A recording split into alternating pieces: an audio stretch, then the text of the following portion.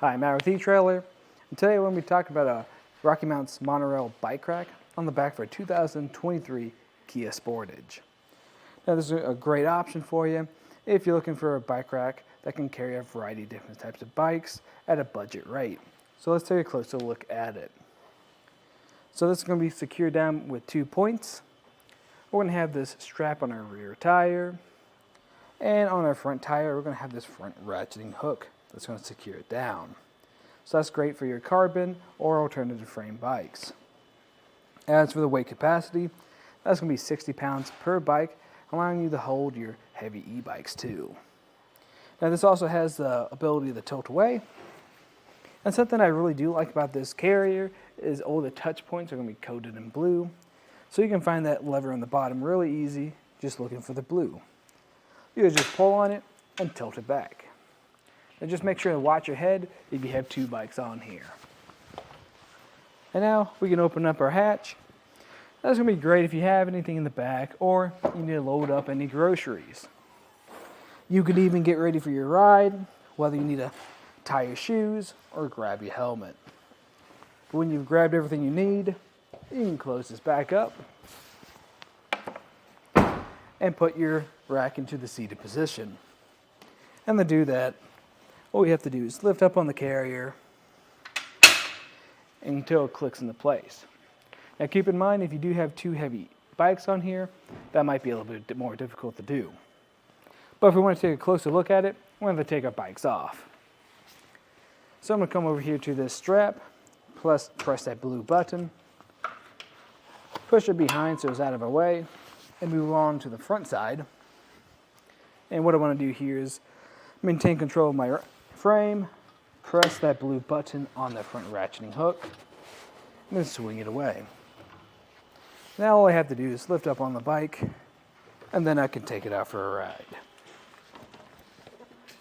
Now we can take a closer look at more of the features of the carrier. So if we look at that cradle, it has the ability to pivot. And that's great if you have a variety of different types of bikes with different wheelbases. It'll be able to accommodate all of them. And just make sure you put your strap back up. And if we move over to the front side, we're going to have this cradle system, and it's going to have 2 divots. That first one's for your skinny tires. The second one's either for your standard or your 5-inch fat tires.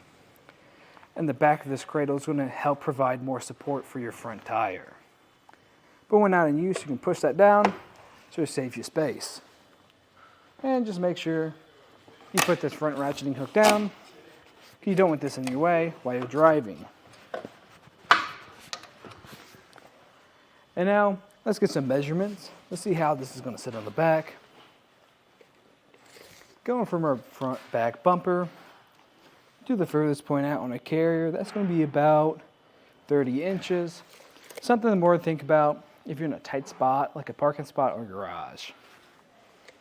As for our lowest point, if I go from the handle or the lever on the back or bottom, that's going to be about 18 inches.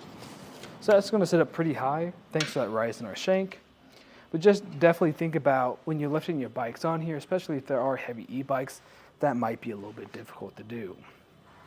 But if you want to save space, you can actually fold this up, pull on that blue lever, and tilt it up. And if you look over here, you're going to notice this sits pretty close to our vehicle today. So if I'm going from our closest point, that's going to be about 2 inches. So definitely think about that, but it is pretty sturdy, so I wouldn't worry about making contact.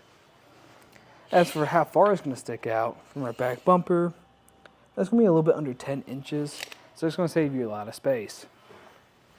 Now let's take a closer look at how it's going to interact back here. Now it's going to block a majority of your license plate, and you won't be able to use your backup camera because we have the center rod in the center that's going to block a majority of that backup camera. But your taillights and back window won't be obstructed. Now for how it's going to install in our Kia today, we're going to have this 2-inch shank, and that's going to go into your 2-inch hitch receiver. Then we're going to have this 3/4 anti-rattle bolt that goes through and is secured down with a locking core. Now you're going to have a bike cable lock that comes with this that secures down here as well. And the anti-rattle bolt is going to prevent this from rattling around, giving you a good secure fit. Now overall, this is a solid option for you if you are looking for that budget-friendly carrier that can carry a lot of different types of bikes. Now if you're looking for something more premium, I'd recommend the Kia NV 2.0 base bike rack. You're going to have a lot of the same features, only they're going to have more premium add-ons or features with it, making things a lot easier to use and maneuver. But if you don't need those premium features and you just like this for how it works now, then I think it's going to be a solid option for you. But if you liked everything you saw today, that's just a look at the RockyMounts MonoRail bike rack on the back of our 2023 Kia Sportage. Here on our test course, we'll start by going through the slalom. This is going to show us the side-to-side action, which simulates turning corners or evasive maneuvers.